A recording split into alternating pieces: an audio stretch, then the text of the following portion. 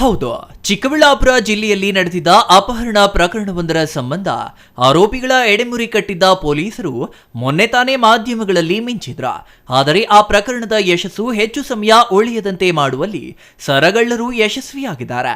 ಯಾಕೆಂದರೆ ಇಂದು ಚಿಂತಾಮಣಿ ತಾಲೂಕಿನ ಕೈವಾರದಲ್ಲಿ ಕತ್ತಿನಲ್ಲಿದ್ದ ಸರ ಕದಿಯಲು ವೃದ್ಧೆಯೊಬ್ಬರ ಕೊಲೆಯನ್ನೇ ಮಾಡಿರುವ ಸರಗಳ್ಳರು ಪೊಲೀಸರಿಗೆ ಸವಾಲು ಎಸೆದಿದ್ದು, ಈಗಲಾದರೂ ಪೊಲೀಸರು ಕಳ್ಳರ ಸೆರೆಗೆ ಶ್ರಮಿಸಲಿದ್ದಾರಾ ಎಂಬ ಪ್ರಶ್ನೆ ಎದುರಾಗಿದೆ. ಚಿಂತಾಮಣಿ ತಾಲೂಕಿನ ಕೈವಾರ ಗ್ರಾಮದ ಮನೆಯಲ್ಲಿದ್ದ ವೃದ್ಧ ಮಹಿಳೆ ಲಲಿತಮ್ಮ ಎಂಬುವರ ಕತ್ತು ಕೊಯ್ದು ಕೊಲೆ ಮಾಡಲಾಗಿದ್ದು, ಕೊಲೆಯಾದ ಘಟನೆ ಹಾಡ ಹಗಲಿನಲ್ಲಿ ನಡೆದಿರೋದು ಪೊಲೀಸರ ಕಾರ್ಯಕ್ಷಮತೆಗೆ ಸವಾಲೆಸೆಯುವಂತಿದೆ. ಕೊಲೆಯಾದ ವೃದ್ಧೆ 67 ವರ್ಷದ ಲಲಿತಮ್ಮ ಎಂದು ಗುರುತಿಸಲಾಗಿದೆ. ಚಿಂತಾಮಣಿ ತಾಲೂಕಿನ ಕೈವಾರದ ಸರ್ಕಾರಿ ಶಾಲೆಯ ಸಮೀಪದ ಮನೆಯಲ್ಲಿ ನಿವೃತ್ತ ಗ್ರಾಮ ಪಂಚಾಯಿತಿ ಕಾರ್ಯದರ್ಶಿ ಗೋವಿಂದಪ್ಪ ಎಂಬುವರ ಪತ್ನಿ ಲಲಿತಮ್ಮ ಅವರನ್ನ ಚಿನ್ನದ ಸರಕ್ಕಾಗಿ ಕೊಲೆ ಮಾಡಿದ ಆರೋಪ ಕೇಳಿಬಂದಿದೆ. ಇಂದು ಮಧ್ಯಾಹ್ನ ಸುಮಾರು 12ರ ಸಮಯದಲ್ಲಿ ಅಪರಿಚಿತ ವ್ಯಕ್ತಿಗಳು ಕೊಲೆ ಮಾಡಿ ಚಿನ್ನದ ಸರ ಕದ್ದೊಯ್ದಿದ್ದಾರೆ ಎನ್ನಲಾಗಿದ್ದು, ಲಲಿತಮ್ಮ ಅವರ ಸೊಸೆ ಸ್ಥಳೀಯ ಶಾಲೆಯಲ್ಲಿ ಕೆಲಸ ನಿರ್ವಹಿಸುತ್ತಿದ್ದು, ಮಧ್ಯಾಹ್ನ 1 ಗಂಟೆ ವೇಳೆಯಲ್ಲಿ ಮನೆಗೆ ಬಂದಾಗ ಕೊಲೆ ನಡೆದಿರುವ ವಿಚಾರ ಕಂಡು ಕೂಡಲೇ ಪೊಲೀಸರಿಗೆ ಮಾಹಿತಿ ನೀಡಿದ್ದಾರೆ. ಸ್ಥಳಕ್ಕೆ ಜಿಲ್ಲಾ ರಕ್ಷಣಾಧಿಕಾರಿ Kushal Chaukse, additional SP Khasim Khan, DySP Muralidhar, ವೃತ್ತ ನಿರೀಕ್ಷಕ ಶಿವಕುಮಾರ್, ವಿಜಯಕುಮಾರ್ ಸ್ಥಳಕ್ಕೆ ಭೇಟಿ ನೀಡಿ ಪರಿಶೀಲನೆ ನಡೆಸಿ ಮುಂದಿನ ಕ್ರಮ ಕೈಗೊಂಡಿದ್ದಾರೆ. Chintamani rural police station limits ಅಲ್ಲಿ ಕೈವಾರ ಗ್ರಾಮ ವ್ಯಾಪ್ತಿಯ ಒಂದು ಮನೆಯಲ್ಲಿ ಈಗ ಮರ್ಡರ್ ಕೇಸ್ ರಿಪೋರ್ಟ್ ಆಗಿದೆ.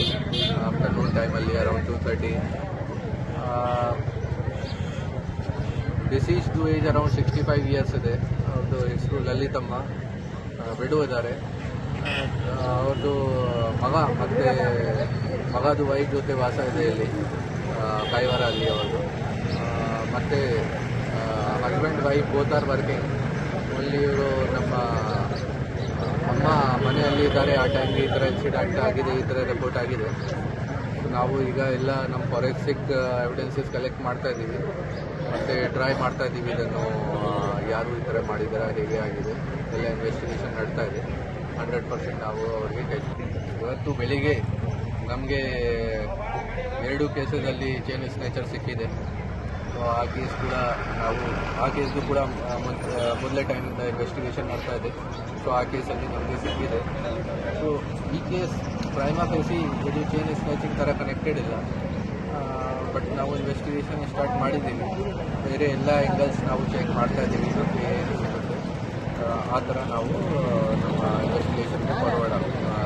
ಇನ್ನು ಲಲಿತಮ್ಮ ಅವರ ಪುತ್ರ ಶಿಡ್ಲಘಟ್ಟ ನಗರದ ರೆವೆನ್ಯೂ ಇನ್ಸ್ಪೆಕ್ಟರ್ ಆಗಿ ಕರ್ತವ್ಯ ನಿರ್ವಹಿಸುತ್ತಿದ್ದಾರೆ. ಸರಗಳ್ಳರು ಹಾಡ ಹಗಲಿನಲ್ಲಿ ಅಟ್ಟಹಾಸ ಮೆರೆದಿರೋದು ಗ್ರಾಮೀಣ ಪ್ರದೇಶದ ಜನರಲ್ಲಿ ತೀವ್ರ ಆತಂಕ ಮೂಡಿಸಿದ್ದು, ಸರಗಳ್ಳರ ಬಂಧನ ಮಾಡುವಲ್ಲಿ ವಿಫಲವಾಗಿರುವ ಪೊಲೀಸರ ಕ್ರಮದ ವಿರುದ್ಧ ಸಾರ್ವಜನಿಕ ವಲಯದಲ್ಲಿ ತೀವ್ರ ಆಕ್ರೋಶ ವ್ಯಕ್ತವಾಗುತ್ತಿದೆ. GL Shankar, CTV news, Chintamani.